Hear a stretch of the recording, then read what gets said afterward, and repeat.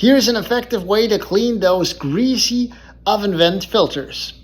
First step is to pop this thing out and place it on a cloth like this to help absorb the grease. Here's what you need. Dawn dish soap.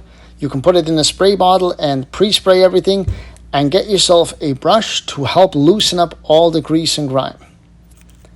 Pre-spray the entire thing. Make sure to give a proper dwell time.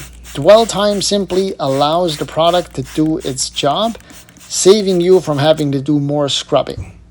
The Dawn will be on there and start degreasing the entire filter. Start scrubbing and make sure to do both sides. That is a very important piece. You have to loosen up all the grease and grime on both sides. Make sure to place it in water. You can also rinse it out over the sink, obviously, but this part is very important. You want to eliminate residue from the Dawn dish soap and obviously clean off whatever leftover grease there is. Place it on a towel, and here are the results.